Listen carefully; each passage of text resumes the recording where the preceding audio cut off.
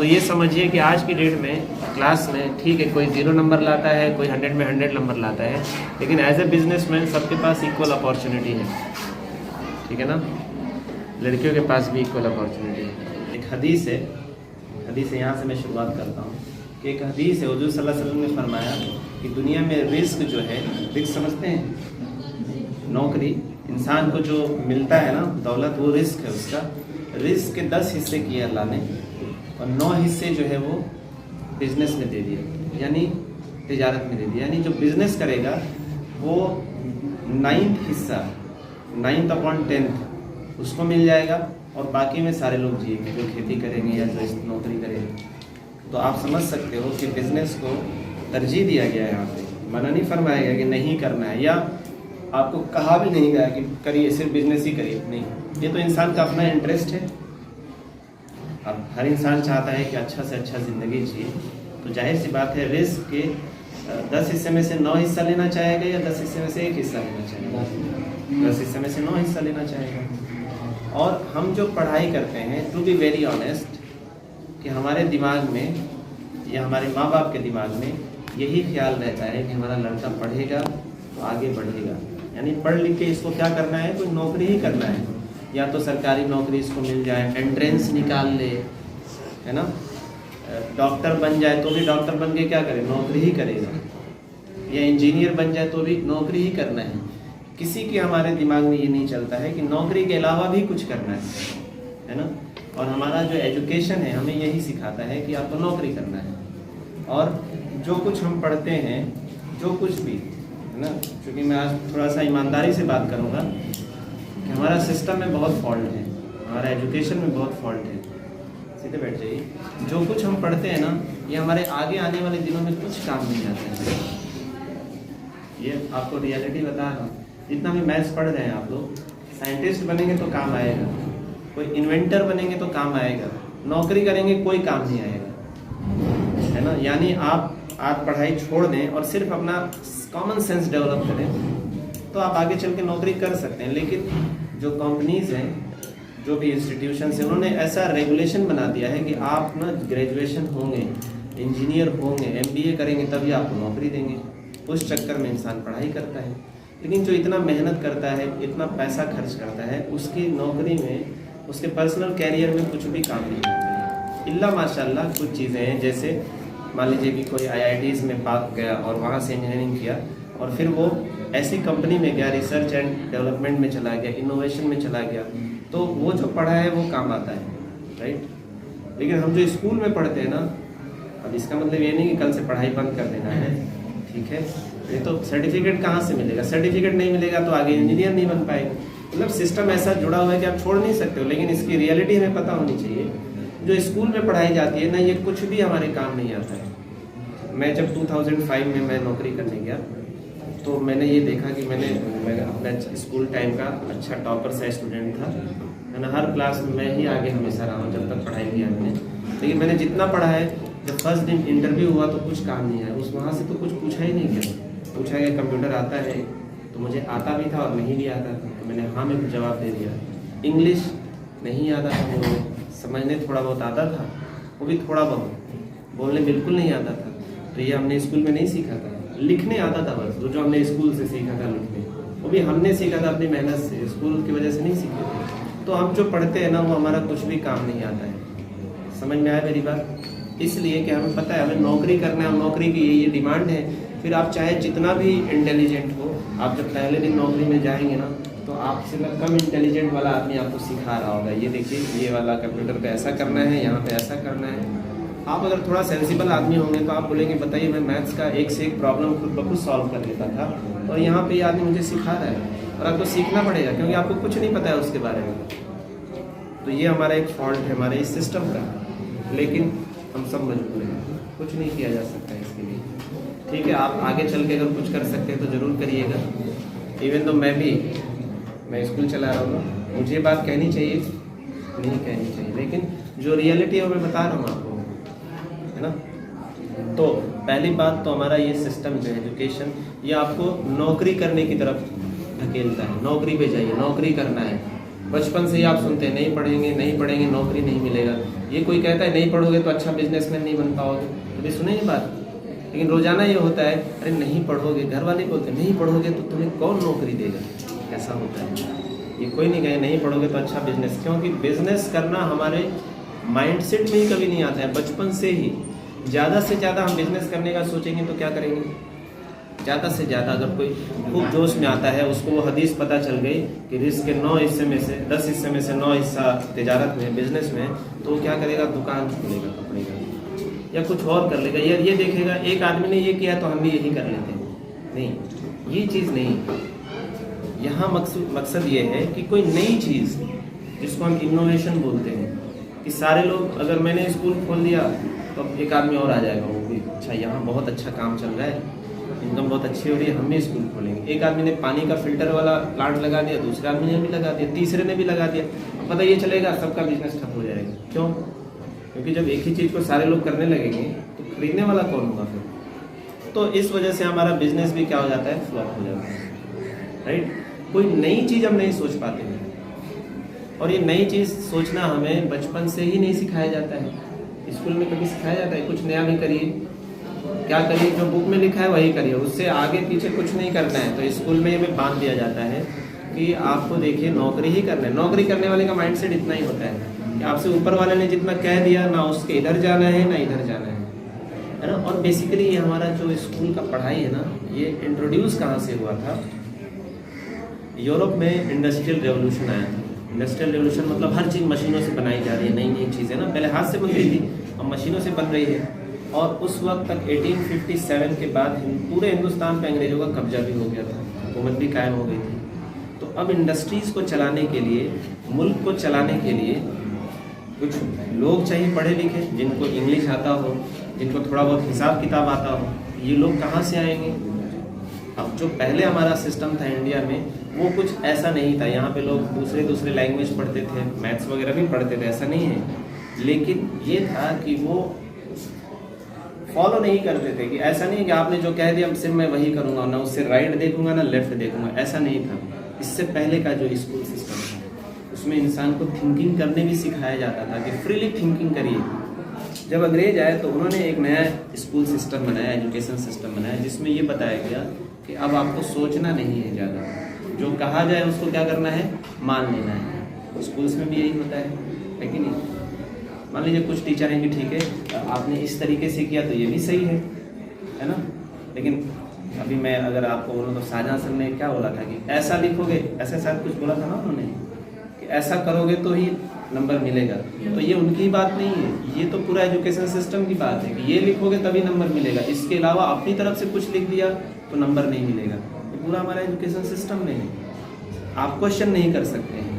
तो अंग्रेजों को ऐसे लोग चाहिए थे जो क्वेश्चन ना करें, सवाल ना उठाएं, है ना, जो उनको ऑर्डर दे दिया जाए वो मानेंगे। तो उन्होंने ये स्कूल सिस्टम डिजाइन किया और खूब अच्छे से चलने लगा। फिर हर आदमी बोला कि अभी तो हम अनपढ़ थे, अंग्रेजों के सिस्टम में आ जाएंगे तो पढ़ लिख लेंगे। लेकिन देखा जाए तो असल में उल्टा हुआ है। इंसान का जो थिंकिंग है ना, वो एक दायरे में लाके समेट दिया गया। जैसे घोड़े के आँख में ऐसे पट्टी होती है, वो इधर उधर देखेगा तो बिटकेगा, तो ऐसा सीधा देखे और सीधा भागे, तो वैसे ही हमें बना दिया गया। और जितने लोग बड़े बड़े जो पढ़े लिखे लोग निकले तब से लेके आज तक, उनके सबकी आंखों पे क्या बंधा हुआ है, ऐसे घोड़े की तरफ पट्टी बंधा हुआ है, ठीक है ना। इसीलिए आज तक आप बताइए हिंदुस्तान में कोई ऐसा बड़ा साइंटिस्ट का नाम है जिसको हम बुक्स में पढ़ते हैं? इल्ला माशाल्लाह एक आध मिल जाएंगे, एक आध। न्यूटन का नाम तो रोज पढ़ते हैं, और आगे जाएंगे क्लास 11th 12th में तो सैकड़ों साइंटिस्ट के नाम पढ़ेंगे, लेकिन इंडियन उसमें से एक भी नहीं होगा। तो इतने साल से पढ़ाई करने के बावजूद भी इंडिया में ना कोई रिसर्च होता है, ना इनोवेशन होता है, ना कोई नई चीज़ डेवलप की जाती है, ना कुछ, सिर्फ नकल की जाती है कि वहाँ ऐसे हो रहा है तो हमने तुरंत कॉपी बना लिया। ये हमें सिखाया जाता है। बट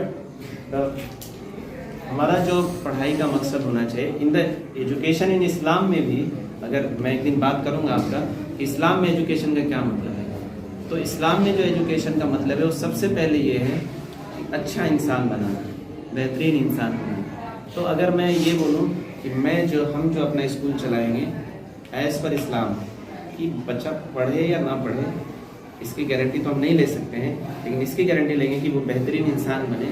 तो आई होप कि आप लोगों में से माँ बाप जो है ना राज़ी नहीं होंगे इस बात पर। हमें इस बात की गारंटी लेनी पड़ेगी कि आप लोगों को अलीगढ़ का टेस्ट हम निकलवा देंगे, तब आपके माँ बाप हमारे यहाँ आएंगे और स्कूल चल सकता है। अगर ये गारंटी दे कि नहीं, उसकी गारंटी तो हमारे पास नहीं है, इसकी गारंटी है कि ठीक है ये पढ़ लिख लेने के बाद एक बेहतरीन इंसान जरूर बनेगा, तो ये लोगों को अपील नहीं करता है कि अच्छा इंसान बन के क्या फ़ायदा, जब नौकरी ही नहीं करेगा तो, जब बेरोजगार ही रह जाएगा तो अच्छा इंसान बन के क्या फ़ायदा, ये लोगों की थिंकिंग है। तो ये जो सिस्टम है हमारा, पहली बात तो ये हमें अच्छा इंसान भी नहीं बनाता है, क्योंकि हमारे सिलेबस में ऐसा कुछ है ही नहीं, ना हम इसकी कोई बात करते हैं, ना कोई प्रैक्टिकल चीज़ें हैं, है ना। जो स्टूडेंट्स और टीचर्स के बीच में वो रिलेशन भी नहीं है, क्योंकि जब आप फीस कार्ड पे फीस देने आते हो ना बेटा, मैं खुद कभी कभी लेता हूँ, तो उसी दिन लग जाता है कि ये रिलेशन तो ब्रेक हो रहा है, टूट रहा है। ठीक है, पहले ये चीज़ नहीं था, लेकिन ये भी एक रियलिटी है कि फिर कैसे होगा। तो इस पर आप लोग भी रिसर्च कर सकते हो कि ऐसा क्या सिस्टम बनाया जाए स्कूल का, ये रिलेशन मेंटेन रहे। जिस दिन आप फीस लेके आते हो ना, उस दिन ये रिलेशन टूट जाता है। जिस दिन मैं आपसे कहता हूँ कि आप लोग का फीस जमा नहीं, उसी दिन ये रिलेशन मैंने खुद तोड़ दिया, है ना। तो आप लोग सोच सकते हो इसके बारे में, एक है हमारे पास सोचने के लिए बहुत सारी चीज़ें हैं कि कैसे इस रिलेशन को मेंटेन किया जाए। और जो रियलिटी है वो अपनी जगह है, क्योंकि कोई भी चीज़, कोई भी इंस्टीट्यूशन विदाउट मनी नहीं चल सकता है, और वो फिर कहाँ से आएगा। ठीक है, तो खैर हमारे पूरा जो केजी से लेके आप जहाँ तक पढ़ेंगे वहाँ सिर्फ नौकरी नौकरी नौकरी नौकरी ही करना सिखाया जाएगा आपको। जितना follow the orders, follow the orders, follow the orders, यानी ऑर्डर मिले और फॉलो करिए, सवाल मत करिए। लेकिन जब तक आप सवाल नहीं करेंगे तो इंडिपेंडेंट थिंकिंग नहीं करेंगे, और इंडिपेंडेंट थिंकिंग नहीं करेंगे तो आप बिजनेसमैन नहीं बन सकते। और इस्लाम ने फिर वही बात कि 10 हिस्सों में से 9 हिस्सा जो है अल्लाह ताला ने बिजनेस में रखा है रिस्क का, और 1 हिस्सा बाकी सब में रख दिया। इसलिए आप नहीं देखते कि नौकरी 10 है और उसके लिए कितने लोग जा रहे हैं, लाखों की तादाद में लोग जा रहे हैं। अलीगढ़ में सीट 100 है और 1 लाख लोग ने फॉर्म भर दिया है। तो अब 1 लाख लोग चाहे जितना मेहनत कर ले, कितने का सिलेक्शन होगा? 100 का ही होगा ना। तो इसका मतलब बाकी के जो लोग छट गए वो बेकार हैं? बेकार नहीं है। अगर बाकी के लोग 99 नंबर लाए और कुछ लोग 100 नंबर ला दिए, तो 100 नंबर वालों का सिलेक्शन हो जाएगा और 99 नंबर वालों का नहीं होगा। तो बाकी के 99 नंबर जो लाए हैं लाखों की तादाद में, वो क्या बेकार है? नहीं, मैं भी वो उनसे अच्छा हूँ। तो ये अंग्रेज़ों ने एक सिस्टम डेवलप किया, उन्होंने बेहतरीन से बेहतरीन लोगों को निकालने का यही एक तरीका था कि कंपटीशन करवा दिया जाए। और इस्लाम में कंपटीशन नहीं है, इस्लाम में कोऑपरेशन है, एक दूसरे की मदद करना है। कंपटीशन उनकी देन है, और इस कंपटीशन में क्या होता है? इस कंपटीशन में इंसान के एक दूसरे से दुश्मनी भी पैदा होती है, दूरियां भी बढ़ती हैं। इवन आप देखेंगे स्टूडेंट लाइफ में बच्चे एक दूसरे से क्या करते हैं, अपनी चीज़ों को छिपाते हैं, कहीं ये हमसे आगे ना बढ़ जाए। होता है ऐसा? तो हुआ होगा, जो तेज बच्चे हों आपस में कंपटीशन इस लेवल पे करते हैं, कोऑपरेट नहीं करते हैं। हाँ, कमज़ोर बच्चों को नकल जरूर करा देंगे, इसलिए पता है ये चाहे जितना नकल करे, मेरे बराबरी में तो नहीं आ सकता है, लेकिन अपने बराबर वाले को कभी चीट नहीं करा सकता। आप कराते होंगे, बट ये सिस्टम है ऐसा। फिर इसी कंपटीशन के चक्कर में इंसान सुसाइड भी कर लेता है, बच्चे सुसाइड करते हैं। ये सारा कुछ सिस्टम चल रहा है। इतना होने के बावजूद भी इंडिया में कोई नई चीज़ पैदा नहीं होती है। इतना देख रहे हो ना कितना पढ़ाई का बोझ है आप लोगों का। मैं खुद समझता हूँ इस चीज़ को, सोशल साइंस का बुक देखता हूँ, साइंस का, मैथ्स का देखता हूँ, आपकी उम्र भी देखता हूँ, थिंकिंग भी देखता हूँ, तो समझ में आता है ये तो वाकई में बर्डन है। और ये कुछ काम नहीं आने वाला है, ये भी फैक्ट है। जो काम में आने वाला है वो क्या है? वो आगे चल के पैसा कमाना है, ये भी एक ज़रूरी चीज़ है। और पैसा या तो 2 चीज़, नौकरी से कमा सकते हैं या बिजनेस से, या आपके पास अगर खेत है तो हर साल 1-1 बीघा बेचते रहिए, या कोई प्रॉपर्टी है वो बेचते रहिए, तो पैसा आता रहेगा। तो इस्लाम ने इसको प्रेफर किया, बिजनेस की। अब बिजनेस मैंने अब फिर से बताया कि सिर्फ दुकान खोल लेना बिजनेस नहीं, न्यू आइडियाज़ को बिजनेस बोलते हैं। क्योंकि जब कोई नया आइडिया होगा ना, तभी आपका बिजनेस सक्सेस होगा। वही पुराना घिसा पिटा आइडिया लेके आएंगे, सब आइसक्रीम की फैक्ट्री खोल रहे हैं तो आप भी खोल लेंगे, तो कितने लोग आइसक्रीम खाएंगे? पता ये चलेगा कि आपका आइसक्रीम बिकेगा ही नहीं, तो कुछ दिन के बाद बंद कर देंगे, मुनाफा नहीं होगा, बंद कर देंगे, घाटा होने लगेगा, छोड़ छाड़ के भाग जाएंगे।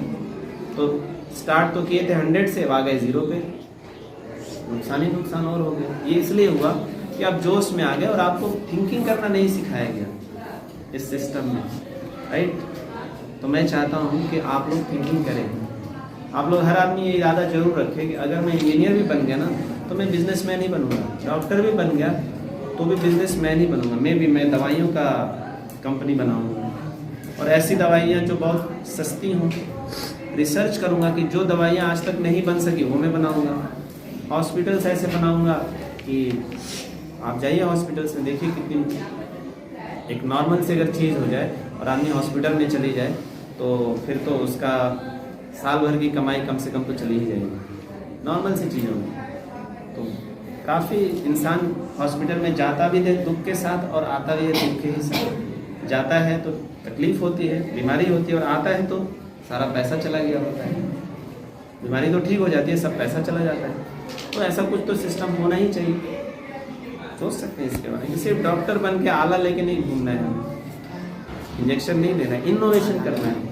इंजीनियर बन गए तो इनोवेशन करना है, नई चीज़ें लानी है दुनिया में। जैसे मैंने आपको अभी कौन सा चैप्टर पढ़ रहे थे हम लोग, नेचुरल फिनोमेना। आज तक अर्थक्वेक को प्रेडिक्शन करने के लिए पहले से कोई डिवाइस आज तक नहीं है, और सोच सकते, सोचने में क्या जाता है। अब अगर आपने सोचा कि ठीक है हम एक ऐसा डिवाइस बनाएंगे जो अर्थक्वेक को 6 महीना पहले प्रेडिक्शन कर दे, या कम से कम 2 दिन पहले प्रेडिक्शन कर दे कि इस जगह पे आ जाएगा, तो लोग तो कम से कम बच जाएंगे। अब उसके लिए आपको पढ़ना पड़ेगा, है ना। अब मैं थोड़ा सा एक मिसाल देता हूँ एक आदमी का। एक दिन बताया था उस आदमी के बारे में, इसका नाम है एलोन मस्क। तो वो बचपन से ही बिजनेस माइंडसेट वाला आदमी था। बचपन में ही जब 10-12 साल का था तो उसने एक वीडियो गेम बनाया। वीडियो गेम जो हम बचपन में खेलते थे, अब तो खत्म हो रहा है वीडियो गेम। उसका सॉफ्टवेयर बनाया बेसिकली, और उस सॉफ्टवेयर को बेच के पैसा कमाया बचपन में। इंटेलिजेंट लड़का था। तो फिर थोड़ा बड़ा हुआ, फिर सॉफ्टवेयर बनाया ट्रैफिक का, कि ट्रैफिक कैसे कंट्रोल किया जाए, उसको गवर्नमेंट को बेच दिया, उससे पैसा कमाया। फिर धीरे धीरे कई सारी चीज़ें बनाता गया, और बनाने के बाद हर बार उसके साथ धोखा हुआ। उसके लोगों ने उसकी कंपनी को हड़प कर दिया, तो वहाँ से फिर निकला पैसा लेके, बेच बाच के अपना शेयर पैसा लेके निकला। फिर दूसरी कंपनी बनाया। फिर लास्ट में उसको दिमाग में आया एक काम करते हैं, मंगल ग्रह में जाएंगे हम लोग, ठीक है। तो कैसे जाएंगे, तो रॉकेट से ही तो जाएंगे। अब उसने रॉकेट बनाने की सोची, तो जाहिर सी बात है कोई साइंटिस्ट तो था नहीं, उसने इंजीनियरिंग की थी फिजिक्स से।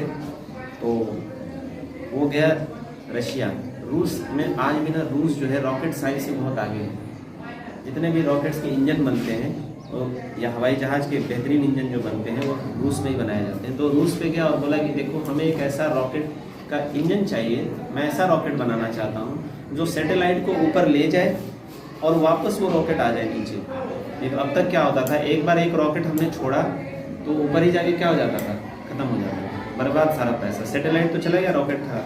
उसने बोला नहीं, रीयूजेबल, कि रॉकेट फिर से वापस आ जाए, फिर से उसको छोड़ा जाए, फिर से वापस आ जाए।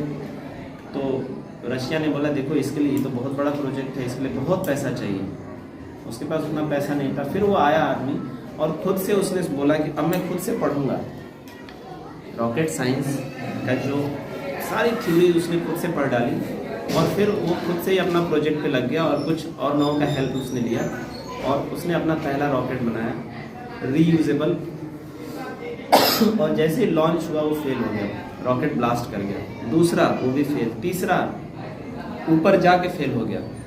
अब जितना भी उसके पास पैसा था जो उसने बचपन से कमाया था, अमीर आदमी था, सब कुछ खत्म, दिवालिया हो गया था। लेकिन फिर एक चौथा उसने चांस लिया और चौथी बार वो सक्सेस हो गया। उसका रॉकेट गया, सैटेलाइट को छोड़ा और वापस आ गया जमीन पे। तो ये पूरी दुनिया में खलबली मच गई कि व्हाट इज दिस, आज तक तो ऐसा नहीं हुआ। अब उसके पास जो है ना बड़े बड़े नासा के लोग जाने लगे कि हमारा भी काम कर दीजिए, और अलग अलग कंट्रीज़ के लोग जाने लगे कि हमारा भी एक सैटेलाइट छोड़ दीजिए, क्योंकि वो बहुत कम खर्चे में सैटेलाइट को ऊपर भेज देता है। आज भी आपको भी अपना सैटेलाइट भेजना है तो you can contact Elon Musk, या तो अपना खुद का रॉकेट बना लीजिए या तो एलन मस्क से कॉन्टेक्ट करिए, आपका भी वो सैटेलाइट ऊपर भेज देगा बहुत कम खर्चे में, राइट। इस तरह से करते करते उसने अपनी एक कंपनी बनाई SpaceX, उस कंपनी का नाम है।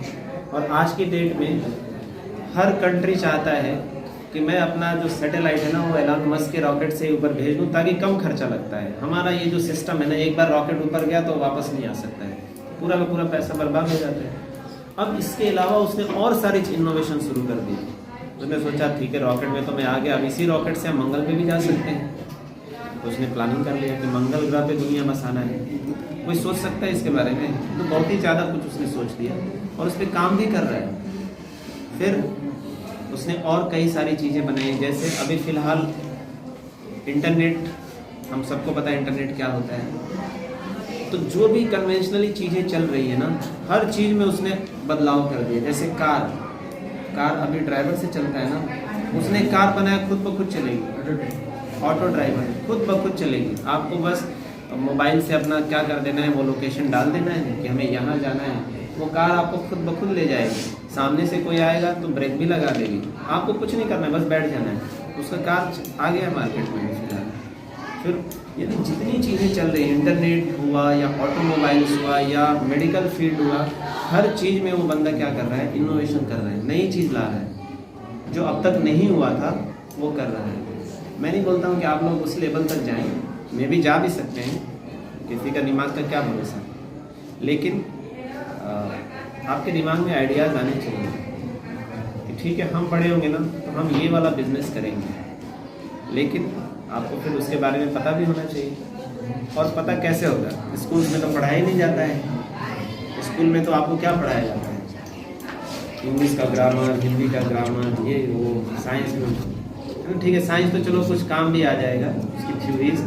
मैथ्स भी कुछ हद तक काम में आ जाएगा, बाकी सारी चीज़ें काम में नहीं आती हैं। तो ये आपको अभी तो फ़िलहाल हमारे सिस्टम में ही नहीं है चीज़ें, तो फ़िलहाल तो आपको खुद ही सोचना है कि नहीं? लेकिन आपका एक माइंडसेट बन सकता है कि नौकरी नहीं, बिजनेस, नौकरी नहीं करना है। समझ में आ रही मेरी बात? लेकिन ठीक है, देखिए नौकरी करना बुरी चीज़ नहीं है, लेकिन बिजनेस करना उससे अच्छी चीज़ है। बिजनेस में आप बहुत आगे जा सकते हो और लोगों की मदद कर सकते हो। एक नौकरी करने वाला आदमी चाहे जितना पैसा कमाता होगा, वो कभी दूसरों की मदद नहीं कर पाएगा, इसलिए कि उसको वो फिर कम लगने लगता है। लेकिन आप देखते हैं कि जो बिजनेसमैन होते हैं वो चैरिटी करते हैं। ये हॉस्पिटल में चैरिटी कर दिया, स्कूल में चैरिटी कर दिया, यहाँ कर दिया, करते हैं। बिजनेस में बहुत कम करते हैं लेकिन करते हैं, इसलिए कि उनके पास एक्सेस है, दे सकते हैं। मैं भी आप लोगों से यही कहूँगा कि बिजनेस को प्रेफर करिए। लेकिन अब दुनिया में दो तरह का बिजनेस है। एक बिजनेस है दुनिया में जो चल रहा है, और एक बिजनेस है जो बिजनेस इस्लाम में है। तो मैं थोड़ा सा आपको फ़र्क बताता हूँ कि इस्लाम में जो बिजनेस है और दुनिया के बिजनेस में क्या फ़र्क है। इस्लाम के बिजनेस में भी बोला गया है कि मुनाफा कमाइए, और दुनिया के बिजनेस में भी, यानी दुनियावी एतबार से जो बिजनेस करता है, जिसके दिमाग में इस्लाम का कोई कंसेप्ट नहीं है, वो भी मुनाफे के लिए ही करता है। और जो इस्लामिक माइंडसेट से बिजनेस करेगा वो भी मुनाफे के लिए ही करेगा। लेकिन दोनों में बड़ा फ़र्क है। जो दुनियावी एतबार से करेगा ना, उसका पूरा का पूरा 100% टारगेट क्या है? मुनाफा। 100% बाई हुक और बाई क्रुक, चाहे जैसे भी मुनाफा होना चाहिए। लेकिन जो इस्लामिक माइंडसेट से बिजनेस करेगा, उसका अल्टीमेट गोल मुनाफा नहीं होगा, उसका अल्टीमेट गोल होगा कि सोसाइटी को कुछ दिया जाए। ये दो फर्क है ना। इसलिए ऐसा आता है हदीस में कि साहबा भी आपस में जब दुकान करते थे तो ऐसा देखा गया है कि एक दुकान का, एक साहबा का अगर आज का बिक्री पूरा हो गया, आज का काम हो गया कि ठीक है हमारा टारगेट इतना हो जाएगा तो ठीक है आज का, तो वो अपने दुकान को बंद कर देते थे और चले जाते थे ताकि दूसरे आदमी भी बेच लें। लेकिन आज की डेट में ऐसा हो सकता है, 2-4 दुकानदार हैं और एक दुकानदार दूसरे दुकानदार के पास अपने कस्टमर को भेज सकता है या बंद कर सकता है कि आज इतना पैसा तो हमने बेच लिया, अब बंद कर देते हैं, जो लोग आएंगे वो दूसरा दुकानदार को खरीद लेंगे। ऐसा आज के डेट में हो सकता है। तो आज हमारा जो माइंडसेट है, छोटा बिजनेस हो या बड़ा बिजनेस हो, प्योरली मुनाफा है, बाई हुक और बाई क्रुक, चाहे जैसे भी आए मुनाफा आए, चोरी से आए, झूठ से आए। इसलिए आप देखते हैं दुकानदार झूठ नहीं बोलते हैं। आप जब भी जाएंगे बोलेंगे इस पर जरा छोड़ दीजिए, तो बोलेंगे अरे इस पे तो हम 1 रुपये भी नहीं कमा रहे हैं, आपको बस ऐसे ही दे रहे हैं। हर आदमी ये कहता है, कोई भी दुकानदार सच नहीं बता सकता है कि देखो ये जो चीज़ है ना डस्टर, मैंने 10 रुपये में ख़रीदा है, आपको 11 रुपये में मिल है। लेना है तो लीजिए, नहीं लेना है तो मत लीजिए। कोई भी स्ट्रेट फॉरवर्ड बात करता है क्या? पहले तो इसका दाम पहले 20 रुपये बताएंगे, फिर आप बोले कुछ कम कर दीजिए, तो बोले अच्छा चलो 15 रुपये दे दो। और देखो 15 रुपये में मैं कुछ मार्जिन नहीं कर रहा हूँ, 16 में ख़रीदा हूँ, आपको घाटा में दे रहा हूँ, झूठ बोल के आपको दे रहे हैं। अच्छा खासा मुनाफा कमा लिया और आपके ऊपर एहसान भी रख दिया। अब अगली बार आप जाएंगे तो सर झुका के रहेंगे, बेचारे ने घाटे सह के हमको दिया था। लेकिन कोई दुकानदार घाटा सह के नहीं देता है ना, फायदा रहेगा तभी देगा, नहीं तो हाथ खड़ा कर देगा कि है ही नहीं, या बोलेगा बेकार है। बहुत आप उसके करीबी दोस्त हैं, अरे मतलब बेकार है, हटाओ इसको वापस करना है, कुछ ना कुछ करके आपको वापस कर देगा। मैं देखा हूँ कितने मेरे करीबी दुकानदार जो भी झूठ बोलते हैं, ये भी नहीं सोचते हैं कि नन्हे चाह वो एक अच्छे आदमी है, वो हमसे झूठ नहीं बोल सकते है ना, वो एक अलग ही आदमी है। बाकी और लोगों को मैंने देखा है बहुत करीब है, लेकिन हमें भी जब बोलते हैं ठग दिया तो हमें भी वो चूना लगा देते हैं। तो ये होता है, ये हमारे नेचर में है कि बाई हुक और बाई क्रूक हमें क्या करना है, मुनाफा कमाना ही है। बहुत थोड़े ऐसे लोग हैं, जिसमें से हमारे एक दोस्त हैं, वो उनका मैंने देखा है नेचर। कभी तो वो क्या करेंगे, चीज़ें इतनी देनी है इतना दे देते हैं। मैं वो खुद बोलता हूँ इसमें तुम्हारा नुकसान हो गया होगा, तो बोलते हैं जाने दीजिए क्या हुआ नुकसान, कहीं फ़ायदा भी तो होता है। बहुत कम ऐसे लोग होते हैं। तो पहली बात तो ये हमारा इस्लाम से अलग हो गया। दूसरी एक चीज़ और बताता हूँ आपको, आप कभी कपड़ा खरीदने जाएंगे या कोई सामान खरीदने जाएंगे, थैला एक मिलेगा, उस थैले में डाल के दिया जाएगा आपको, है ना। उस थैले में एक चीज़ लिखा होता है, कभी पढ़े, goods one sold can not be return, यानी सामान जो बेच दिया गया है वापस नहीं दिया जाए, ये साफ साफ लिखा रहता है। लेकिन एक हदीस है, उस हदीस में ये बताया गया है, और जाहिर सी बात है दुकानदार जिस सामान को बेच देता है ना, उसको वापस करने में उसको बड़ी तकलीफ होती है। क्यों? सीधा सीधा उसका नुकसान हो रहा है कि नहीं। और ये सोचता है इसने यूज़ कर लिया होगा, क्या कर लिया होगा, बिकेगा कि नहीं बिकेगा। लेकिन हदीस में आता है, हुज़ूर सल्लल्लाहु अलैहि वसल्लम ने फरमाया कि जो दुकानदार जो है बिका हुआ सामान वापस ले लेगा, तो वो उसको अल्लाह ताला जन्नत में एक घर देगा, बिल्कुल मेरे घर के बगल में। अब आप सोच सकते हैं कितना डिफरेंस हो गया। यानी हर जगह मुनाफा नहीं है। ठीक है, एक आदमी खरीद के कोई सामान ले गया और वो वापस कर रहा है, तो कुछ उसकी मजबूरी होगी तभी तो वापस कर रहा है, यानी उसकी मजबूरी का भी ख्याल रखा गया है। और ऐसा नहीं है कि जो एथिक्स इस्लाम ने बताए हैं उस एथिक्स को फॉलो करते हुए, उस रूल्स को फॉलो करते हुए आप बिजनेस में आपका नुकसान होगा, ऐसा नहीं है। सहाबा एक से एक इतने अमीर सहाबा थे जिन्होंने बिजनेस बहुत कम से स्टार्ट किया, बल्कि कुछ भी नहीं है, बस बदन पे एक कपड़ा है और उन्होंने बिजनेस स्टार्ट किया है, और घर बार छोड़ के आए हैं मदीना में, मक्का से छोड़ के सब कुछ आए हैं, कुछ भी नहीं है, नथिंग, ना अपना घर है, ना बार है, ना खाना पीना।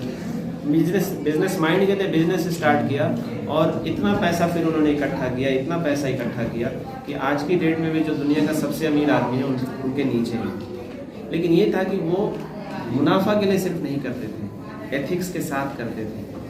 और फिर ये कि चाहे जितना पैसा हो उनके पास, वो उसके पीछे नहीं भागते थे। अभी आपको अगर पता हो कि अक्सर बिजनेसमैन सुसाइड कर लेते हैं, इनके पास इतना पैसा है कि हम गिन भी नहीं सकते, है ना, खरबों खरबों रुपया, वो सुसाइड कर लेते हैं। क्यों?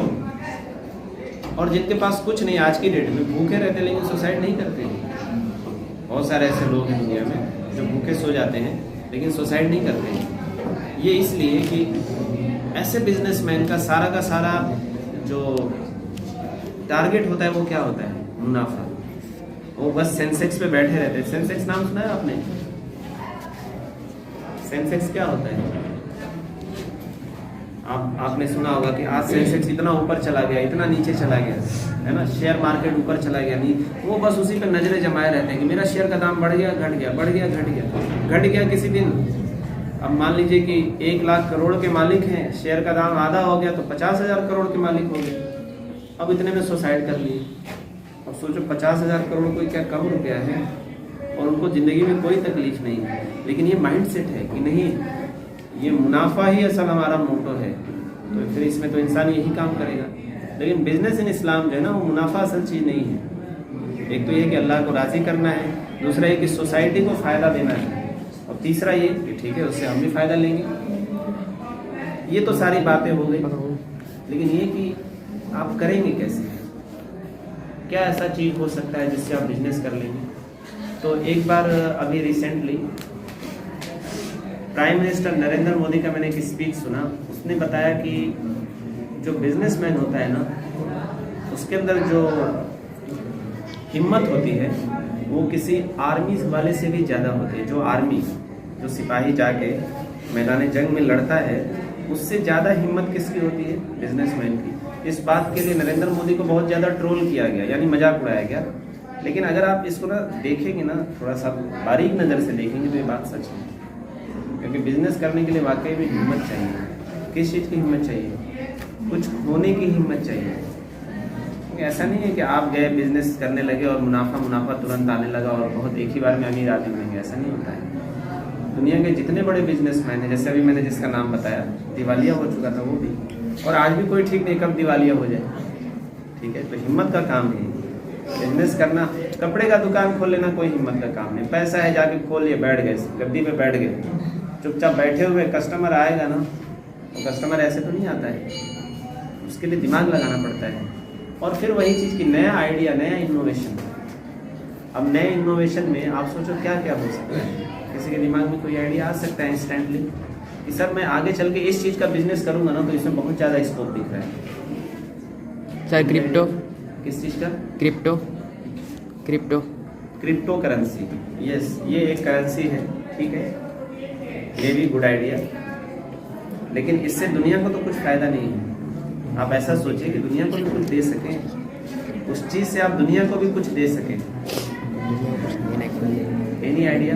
अच्छा, दुनिया जो है, सुनिएगा, दुनिया जो है रीयूजेबल चीज़ पे जा रही है। यानी मैंने ये पेन, इस पेन को बोलते हैं लिखो फेंको, पता नहीं क्या बोलते हैं, लेकिन लोग इसको लिखो फेंको बोलते हैं। लिखिए, फेंक दीजिए।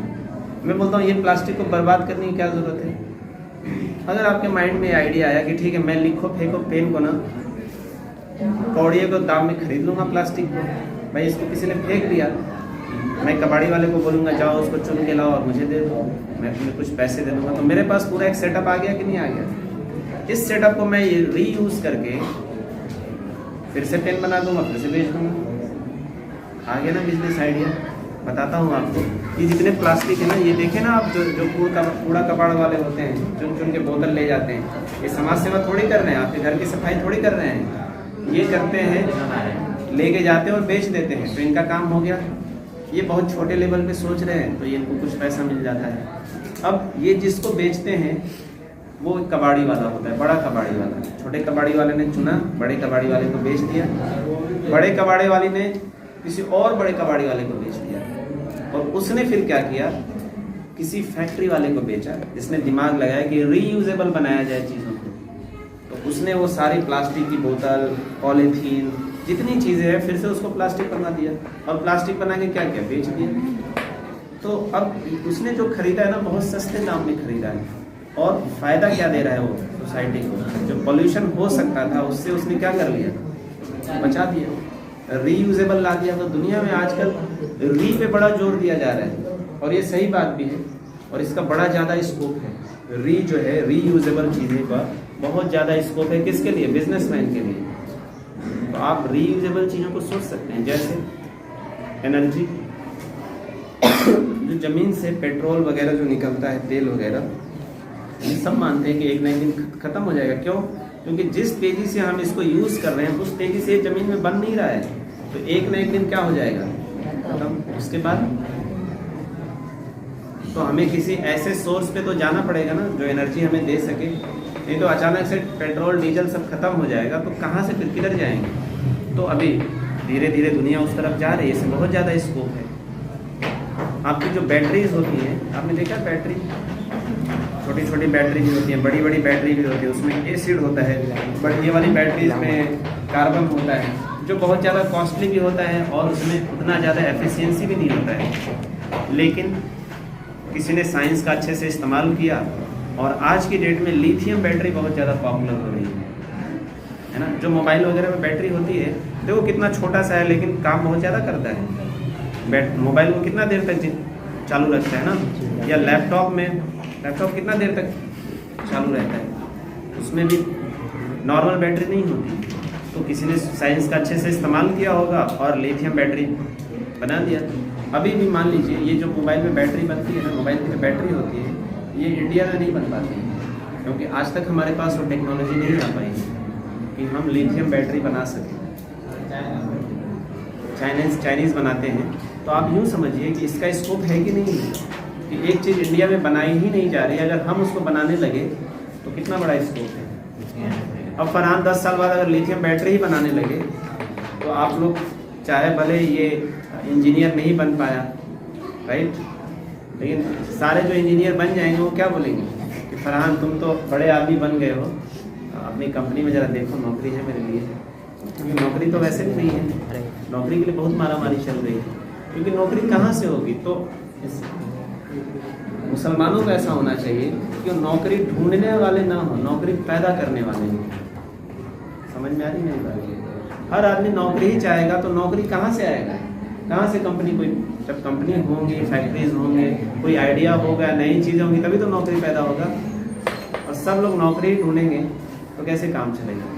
तो आप लोगों में से मैं चाहता हूँ कि सारे ही लोग नौकरी करने वाले मत बनिए, नौकरी पैदा करने वाले बनिए। समझ में आ रही मेरी बात? मैं भी अदनान जो है, इसको मैं मैथ सिखा के थक जाता हूँ, नहीं सीख पाता है, क्या पता आगे चल के लिथियम बैटरी यही बना दे। या लिथियम बैटरी तो चलो एक एग्जांपल दे रहा हूँ, बहुत सारी ऐसी इनोवेशन चल रही हैं। जैसे आप एक और एग्जांपल देता हूँ, आप लोगों ने देखा होगा कि किसी का चश्मे का नंबर अगर ज़्यादा है तो शीशा एकदम मोटा मोटा होता है ना। हम आज तक अभी कोई उपाय नहीं आ सका है कि चश्मे का पावर चाहे जितना भी हो, हम एकदम पतला शीशा कर दें, एकदम पतला, ताकि पहनने में भी अच्छा लगे और भारी भी ना हो। तो ऐसी कोई टेक्नोलॉजी नहीं है। अगर आपका पावर ज़्यादा है तो आपको मोटा शीशा ही लगाना पड़ेगा। तो अगर सोचो आपने ऐसा टेक्नोलॉजी डेवलप कर लिया तो कितना ज़्यादा स्कोप है, उसमें आदमी फिर जल्दी से ना आगे बढ़ जाता है। लेकिन जो चीज़ पहले से ही है उसमें आप घुसेंगे तो कंपटीशन तो बहुत ज़्यादा है और इतना आसान काम नहीं होता है फिर। तो ऐसी बहुत सारी चीज़ें अगर आप देखेंगे, ऑब्जर्व करेंगे, तो ऐसी बहुत सारी चीज़ें जो आपको मिलेंगी। जैसे ये पंखा हो गया, पहले पंखा 100 वाट का होता था, जो इन्वर्टर बैटरी पे चलाएंगे तो तुरंत क्या हो जाता था, तुरंत उसका पावर ख़त्म हो जाता था, बैटरी तुरंत बैठ जाती थी। तो लोगों ने 50 वाट्स का पंखा बना दिया। अब क्या करेगा, 2 गुना टाइम तक चलेगा, पावर कम लेगा तो टाइम क्या होगा, 2 गुना हो जाएगा। आपको ये फॉर्मूला पता होगा, पावर का formula with respect of time. तो ऐसे बहुत सारे स्कोप्स हैं दुनिया में। अब जैसे मोबाइल, जिसने मोबाइल फर्स्ट टाइम बनाया होगा, एक इनोवेशन ही तो था, लेकिन अब मोबाइल के बाद व्हाट, क्योंकि मोबाइल में भी क्या होता है, नंबर निकालिए, ढूंढिए, फिर उसको डायल करिए, बहुत वक्त लगता है। और आसान क्या हो सकता है कि मेरे पॉकेट में मोबाइल है और मैंने सोचा सिबतुल्लाह सर को कॉल करने के लिए, बस सोचा और कॉल लग गया और इस पे वर्क चल रहा है। आपको करने की ज़रूरत नहीं है, ये ऑलरेडी डन हो चुका है ना। तो आप जितना भी सोचेंगे लोग ऑलरेडी वो कर रहे हैं, तो आप, लेकिन ऐसा नहीं है कि स्कोप नहीं है, बहुत सारी ऐसी चीज़ें हैं और सबसे ज़्यादा रीयूजेबल चीज़ें हैं। इन चीज़ों को हम रीयूज़ करके कैसे बिजनेस मॉडल बना सकते हैं। तो बाकी जैसे देखिए पीछे 2 हैं, उनको तो ना बिजनेस करना है ना नौकरी करना है, क्या करना है अब वही जाने। भाई अगर बिजनेस नहीं करते हैं तो नौकरी करना पड़ेगा, वो भी नहीं करते तो क्या करना पड़ेगा, खेत प्रॉपर्टी बेचनी पड़ेगी, वो दोनों भी नहीं है आप लोगों के पास, वो भी नहीं है कि करें, तो क्या करेंगे, वो तो अल्लाह ही मालिक है आप लोगों का।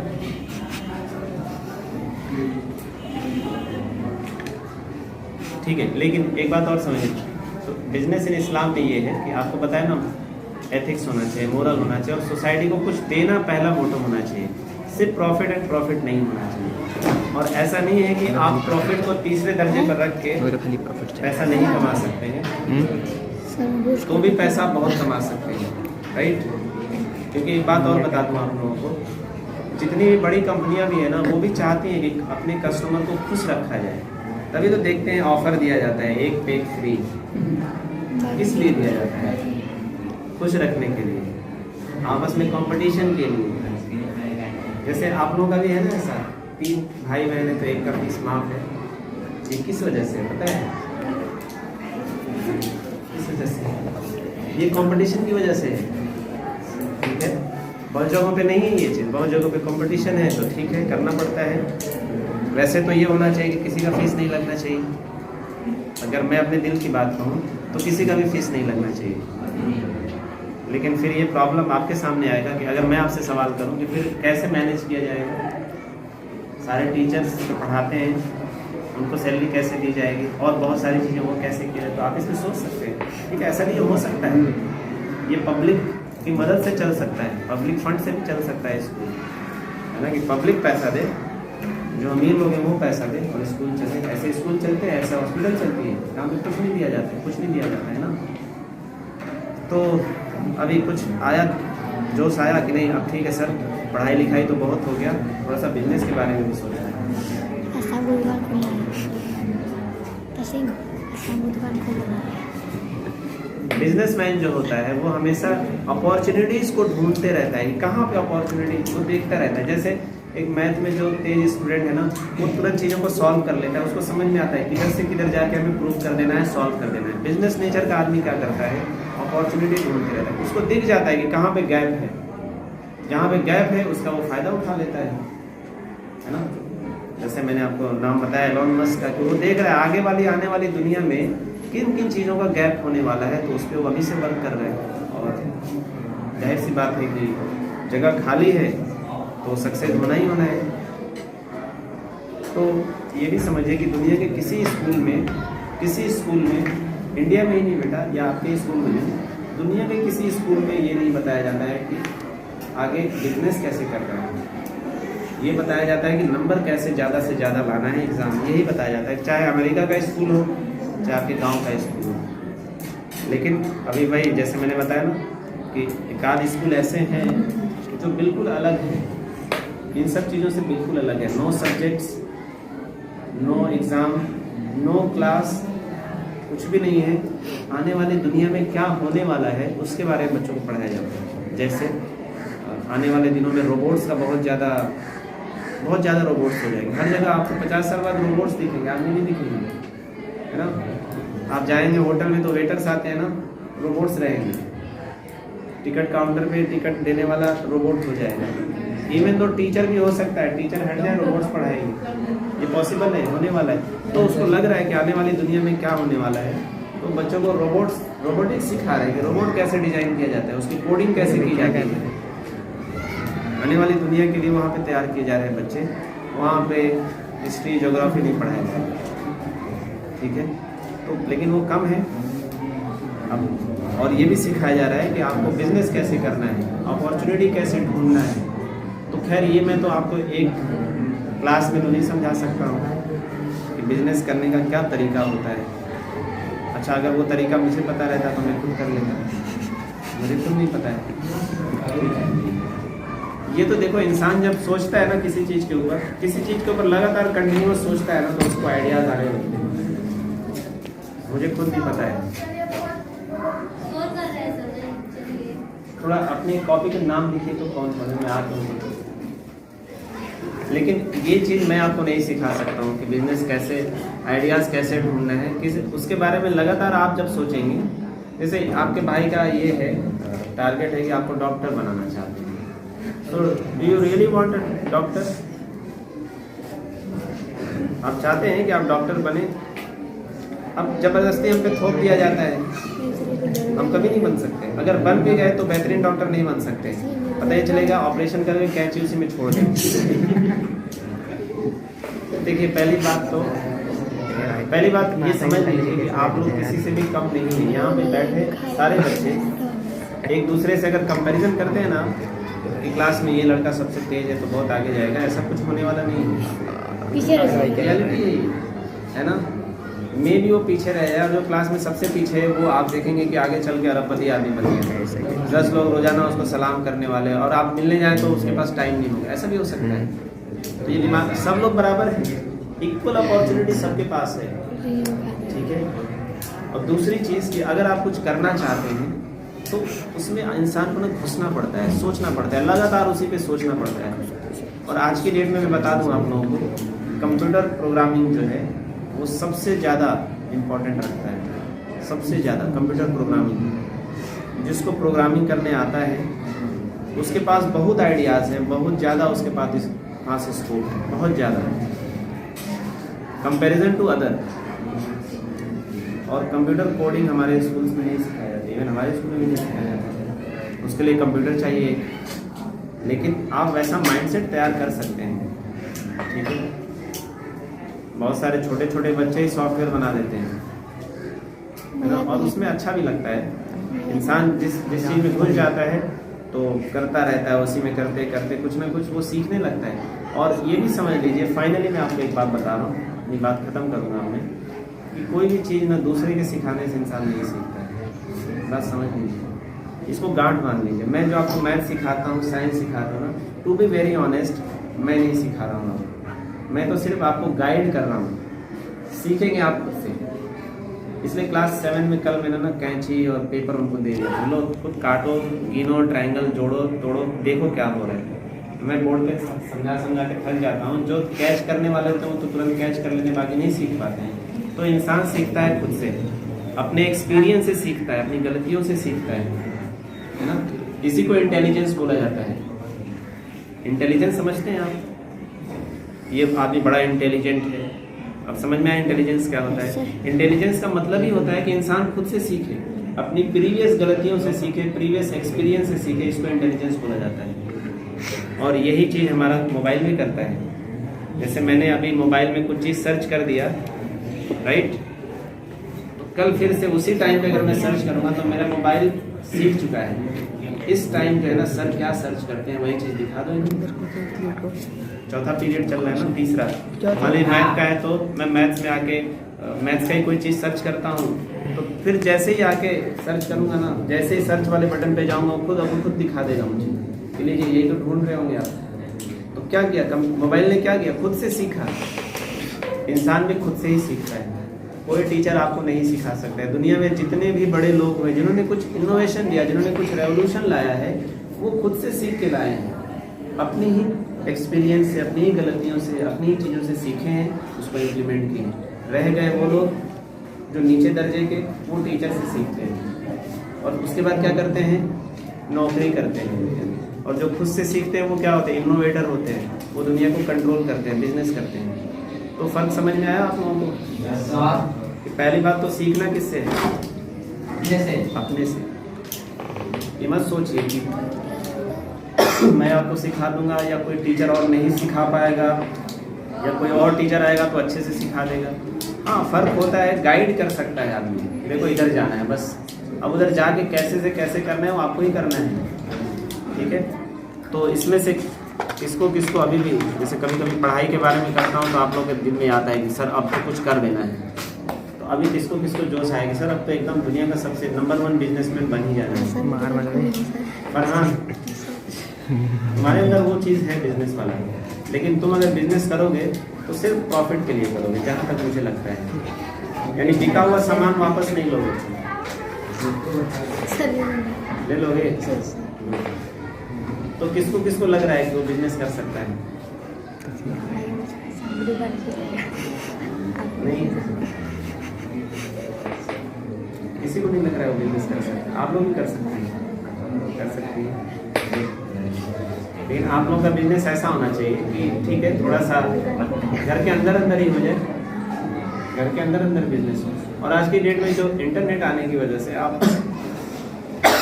घर में रह के अरबपति खरबपति बन सकती है, इंटरनेट के जरिए, कंप्यूटर्स के जरिए। क्योंकि इंटरनेट और कंप्यूटर ने क्या किया, पूरी दुनिया को क्या कर दिया, जोड़ दिया है। आपको बाहर जाने की जरूरत नहीं है ना, ये काम आप ही कर सकते हैं। और ऐसा नहीं, मना नहीं किया गया है। लड़कियों को मैं क्यों बोलता हूँ कि आपको नौकरी नहीं करनी है, स्पेशली लड़कियों को, क्योंकि आपको घर से बाहर जाना पड़ेगा, औरत और मर्द मिल के काम करना पड़ेगा, और वहाँ पे लड़कियों का एक्सप्लॉयटेशन होता है। किसी भी डिपार्टमेंट में, कहीं चाहे पुलिस हो, आर्मी हो, कोई प्राइवेट कंपनी हो, हर जगह औरतों का एक्सप्लॉयटेशन होता है ना। इसलिए ज़रूरत क्या है फिर, अगर कुछ करना है। लेकिन वैसे तो सबसे अच्छा लड़कियों का काम ये है कि वो अपने नेक्स्ट जनरेशन को ऐसा तरबियत दें कि वो जाके बाहर की दुनिया को कंट्रोल कर लें। ये तो सबसे बेहतरीन काम है। आपने हिस्ट्री पढ़ा होगा, नहीं अभी तो नहीं आया होगा, फ्रांस का नाम सुना है आपने? तो father of France, father of modern France बोला जाता है नेपोलियन। नेपोलियन एक योद्धा है, उसने पूरा अफ्रीका और यूरोप के बहुत सारे कंट्रीज़ को उसने फतह किया था, फ्रांस का था। तो फ्रांस में जब रेवोल्यूशन आया तो नेपोलियन ने कैप्चर कर लिया था पूरा। तो नेपोलियन से अब ये सवाल किया गया कि ठीक है, अब तो यहाँ से राजशाही चली गई, डेमोक्रेसी आ गई, तो फ्रांस को कैसे आप तैयार करेंगे? तो नेपोलियन ने ये गोल्डन वर्ड्स दिया था, दुनिया आज भी इसको याद रखी है। और इसमें समझिए लड़कियों का रोल क्या है। उसने बोला था कि अगर आप फ्रांस में मुझे बेहतरीन माएँ देंगे तो मैं बेहतरीन फ्रांस बना के आपको दूँगा। जैसे सुभाष चंद्र बोस ने बोला था कि आप हमें खून देंगे तो मैं आपको आज़ादी दूंगा। मतलब क्या है कि भैया आप हमारे साथ आके लड़ेंगे तभी आज़ादी मिलेगी। उसी तरह से नेपोलियन ने बोला था कि आप हमें बेहतरीन माएँ दीजिए। मतलब बेहतरीन माँ जब तक नहीं होंगी तो बेहतरीन फ्रांस नहीं बन सकता है। क्योंकि एक इंसान जब आँखें खोलता है, समझता बूझता है, तो सबसे पहले कहाँ पाता है अपने आप को? माँ के आसपास पाता है। सबसे जो पहला उसका किसी भी इंसान का जो सबसे पहली टीचर होती है, वैसे तो इंसान खुद ब खुद सीखता है, लेकिन सबसे पहले जो गाइड करने वाली होती है वो कौन होती है? माँ। तो माँ ही अगर बेहतरीन नहीं है, माँ ने ही बचपन से सिखा दिया नौकरी करना है तो नौकरी तो करेगा। माँ ने बोल दिया कि नहीं फ्री थिंकिंग करना है तो फ्री थिंकिंग करेगा, बिजनेस करेगा। ठीक है, तो मेरे पास ऐसा कुछ रूल्स एंड रेगुलेशन नहीं है कि ये 10 तरीके हैं, इसको फॉलो कर लीजिए तो अच्छा बिजनेसमैन बन सकते हैं। नो, इंसान खुद से सीखता है, लेकिन हाँ आपके अंदर ये अब क्वालिटी होनी चाहिए कि रिस्क के 10 हिस्से में से 9 हिस्सा अल्लाह ताला ने कहाँ रखा है? बिजनेस में। तो जाइए वही ढूंढिए। खामखा जो है अपना अच्छा सा बायोडाटा बनाकर और डिग्रीज ले लेके कंपनीज के धक्के क्यों खाना है कि हमें नौकरी दे दी? नहीं करना है हमें। जब अल्लाह ताला ने बोल दिया है तो हमें उसी में जाना है, उसी में रखा है तो हम निकालेंगे और अल्लाह से हेल्प लेंगे। ठीक है, तो आया जो उसके नहीं सर ठीक है, तो आगे की चीज़ें क्या करना है क्या नहीं करना, लेकिन अभी हमारे अंदर है कि हम बिजनेस करेंगे और लोगों को नौकरियाँ देंगे। ठीक है, इवन तो आप लोग लोगों को नौकरियाँ दे सकते हैं। बिजनेस वूमन नहीं, बिजनेस वूमन।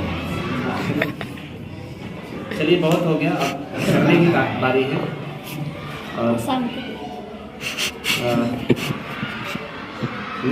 नेक्स्ट वीक आप मुझे हर आदमी अपना अपना स्कोप बताएंगे। ऐसे नहीं मैं छोड़ नहीं दूंगा आप लोगों को। अभी आप खुद सीख बताइएगा मुझे कि आप लोगों को किस चीज़ में स्कोप दिख रहा है। आने वाले 10 साल बाद आप बड़े हो जाएंगे, इवन तो अभी भी कर सकते हैं, लेकिन मान लीजिए 10 साल बाद, तो 10 साल बाद आप किस चीज़ का बिजनेस करना चाहेंगे, और करना चाहेंगे तो क्यों करना चाहेंगे, क्यों, स्कोप क्या है उसके अंदर। ये सारा कुछ मुझे आप एक पेज पर, जिसको बोलते हैं प्रोजेक्ट रिपोर्ट, कि आपका ये आइडिया है तो उस आइडिया को जरा रिप्रेजेंट करिए और मुझे सारे आपने सौंपेंगे अपना प्रोजेक्ट रिपोर्ट करेंगे। जो भी दिमाग में आइडिया है, किसी का मैं किसी से अगर आपको शर्म आ रही है तो किसी को किसी से शेयर नहीं करूँगा। ठीक है, वैसे कोई इसमें बुराई नहीं है, शेयर अगर हो जाए तो क्या दिक्कत है। हर आदमी एक दूसरे का आइडिया समझ ले। आपको डर लगता है कि आइडिया कॉपी हो जाएगा तो शेयर नहीं करूँगा। ठीक है, वैसे मैं बिजनेस नहीं करने वाला हूँ कि आपका आइडिया मैं चुरा लूँगा। तो मैं एक कॉपी स्कूल भी अभी फिलहाल स्कूल एक बिजनेस है, लेकिन इसमें कोई बुराई नहीं है। आपको लगता है बुराई है बिजनेस बहुत बड़ा बिजनेस है, बुराई नहीं, लेकिन आपके सवाल का जवाब देता हूँ। आप जो पूछना चाहते हैं, मैं आपके दिल की बात समझता हूँ। ठीक है, दिल की बात। बिजनेस ऐसा होना चाहिए, मैंने क्या बोला, बिजनेस इस स्थान एक डिफरेंट चीज़ है जहाँ पे असल मकसद क्या होना चाहिए, सोसाइटी को कुछ देना, साथ साथ अपने लिए भी कुछ फायदे करना। लेकिन बिजनेस इन वर्ल्ड, हमारी इस दुनिया में क्या है, पहले अपना प्रॉफिट, उसके बाद अगर दुनिया का हो जाता है तो ठीक, नहीं होता है तो भी ठीक, पहले अपना प्रॉफिट। तो अब स्कूल अगर एक बिजनेस है तो किस हिसाब से होना चाहिए?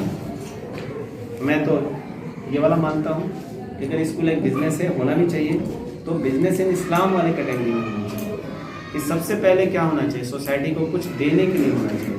यानी आप अगर पढ़ रहे हैं तो हमारा सारा फोकस क्या होगा कि आप बेहतरीन से बेहतरीन पढ़ाई करें, राइट।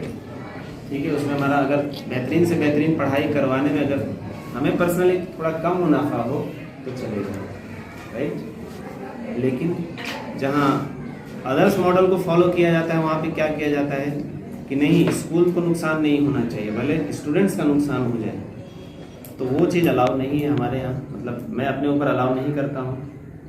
अब फर्क समझ में आया बेटा?